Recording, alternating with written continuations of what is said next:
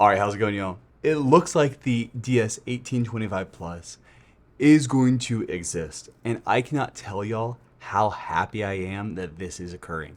And if you follow the channel for a while, you know I don't often talk about leaks and rumors and all that stuff, but I want to talk about that here because the DS1825 Plus is probably the NAS I am most excited for because I was really worried it was not going to exist and it was going to make the Synology lineup a lot harder to recommend for me due to Synology drives.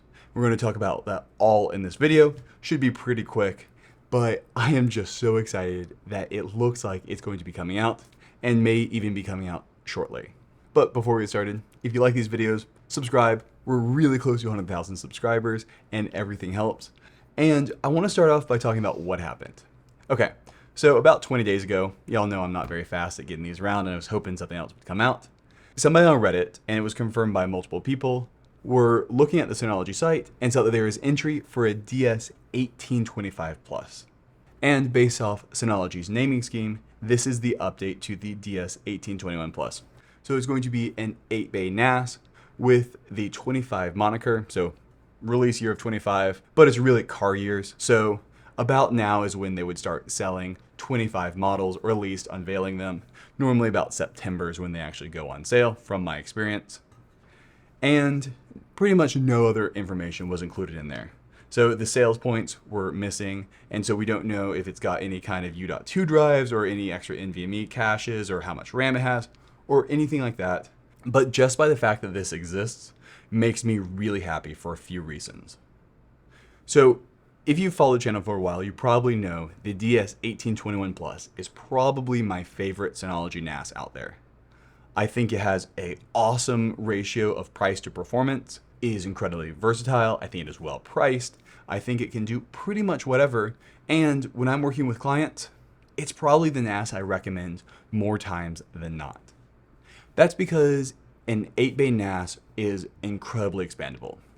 Even if you're somebody who is only looking to have maybe 4 bays filled to start, having 8 bays total and allows you to grow into that can make the lifetime of your NAS go for years longer. And I absolutely think in a lot of people's cases, the extra $300 is worth every penny of it, because for that amount of money, in a lot of cases, you can get a NAS that will last 3 years longer for you. They've got a very powerful CPU in there for a NAS. It's easily able to saturate 2 10 gigabit connections.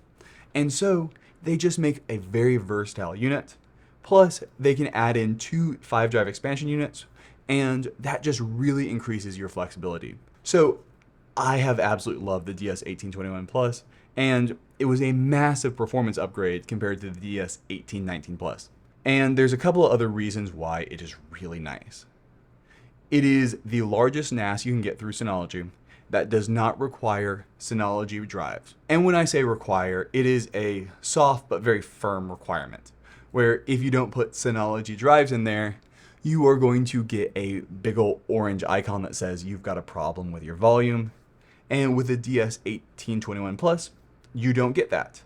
And so it cuts your price of your drives down significantly and lets you throw whatever drives you want in there. I was really worried that the DS1825 Plus was never going to exist for one reason.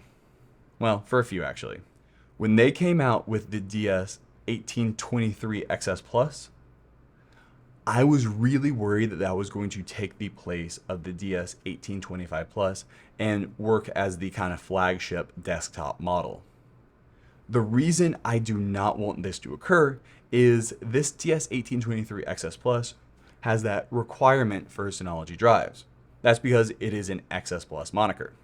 The DS1821 Plus has the same number of bays, but because it's a Plus model, that is a desktop unit that has 8 bays or fewer, this is all according to my contacts at Synology, it does not require Synology branded drives. And I think they're pretty firm on that. And so I would be very surprised and honestly pretty pissed off if the DS1825 Plus did in fact require Synology branded drives and would not let you just throw any drives in there. I was thinking that what would happen is they'd have a DS1625 Plus to replace the DS1621 Plus. I know there's a lot of numbers here, but I was very worried that that 1823XS Plus was just going to be the inline 8-bay model, and they were going to try to use that to get people up to the Synology drives models. However, it looks like that unit is going to exist. And I want you to know, I am still to this day recommending the 1821 Plus left and right. I do not think the CPU in there is holding anything back. I really think it's powerful enough as a NAS where I don't see you really saturating it or really needing too much more.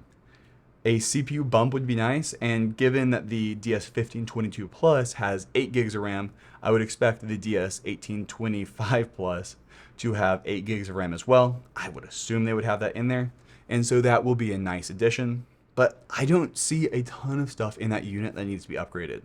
And this is me really focusing on normal NAS use cases for everything except for once you're running a ton of virtual machines or a Plex server where you're trying to do transcoding.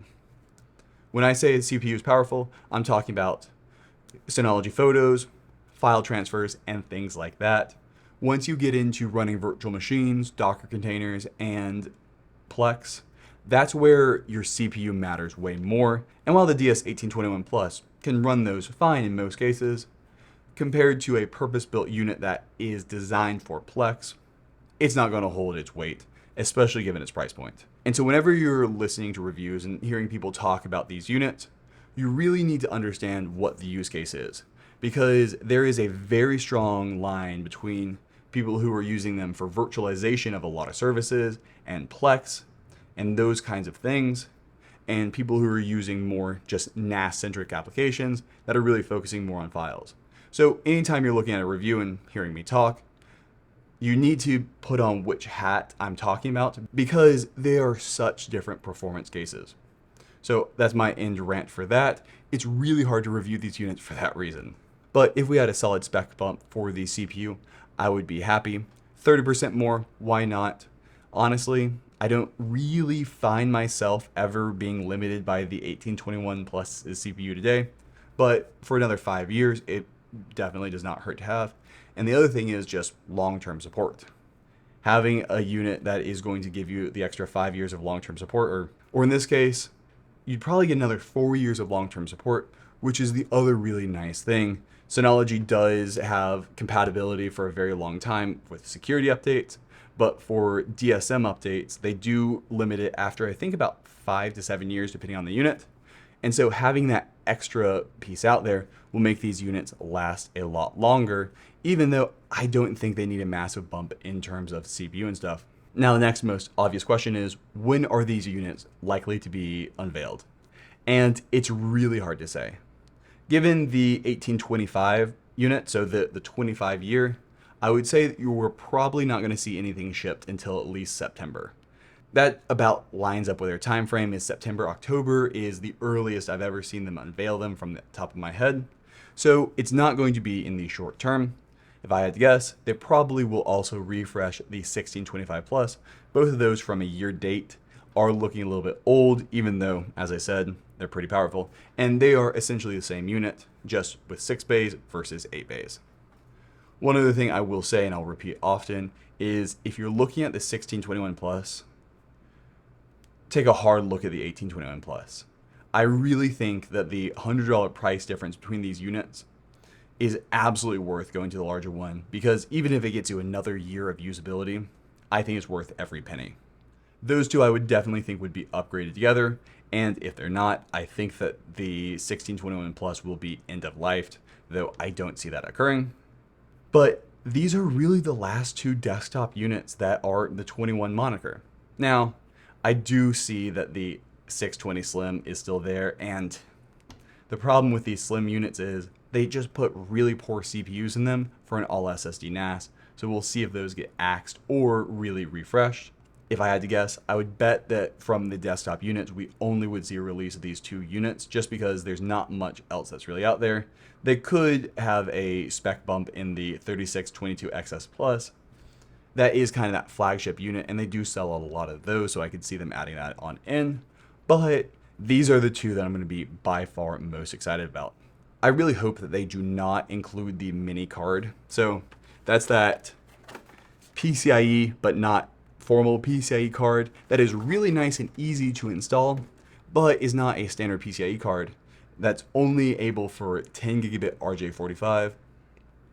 These units, especially if they get a spec bump in the CPU, can easily do 25 gigabit SFP plus. So it'd be nice to have that functionality and have all the different cards you can add in on those. I would love to see built-in 2.5 gigabit on these units, but we'll see. I have been thinking that 2.5 gigabit is coming for a long time on Synology units, and they really seem to be holding off. Now, these are the units that it would be added to first. I think from a sales perspective, if they had added 2.5 gigabit to the 923 plus and the 1522 plus before they added it built into the 8-bay units, it would make the entire model look bad, like the entire lineup look a little off-centered. So if they are going to add in 2.5 gigabit for this range, I would really expect it to first come with these two units. So crossing our fingers on that. Especially now, 2.5 gigabit has just gotten cheap. It has finally gotten where you can buy $40 switches that are 2.5 gigabit. So it's maybe $20 more than a 1 gigabit switch, which is something that everybody's been waiting on for a really long time. So my dream for this unit, I guess, is having still 2 NVMe slots. Could be interesting to see them add in more and make it volume, but I doubt they'll do it. Then including a spec bump in the CPU. Nothing too much, honestly. I don't see it really holding anybody back. And I don't think they're going to go back to Intel, so there's no quick sync that's going to be happening anyway, so it's not like they're going to be able to make a Plex monster out of this anyway. And if you want that, there's specific units for it. And I would love to see 8 gigs of RAM. If they ship 4 again, that's going to be very weird for them to do. And I'd love to see either 2 2.5 gigabit or 4 2.5 gigabit ports on the back of it. At a certain point, it's just getting annoying that Synology has not included any built-in faster speeds on their NASes. And that's pretty much it. We know it's going to have the 2 5-drive expansion units on there. That's how it gets the 18 model number. So I really probably see it as just a spec bump with those things in the same form factor. And if they do that, I'll be happy. As I've said many times in this video, 1821 Plus is really not showing its age, and just a spec bump will just keep that as a true fact for a long time. Alright, well, I hope you all like this video. Hit subscribe. We're trying to hit 100,000 subscribers. And if you've got any questions, leave those down in the comments below. Have a good one. Bye.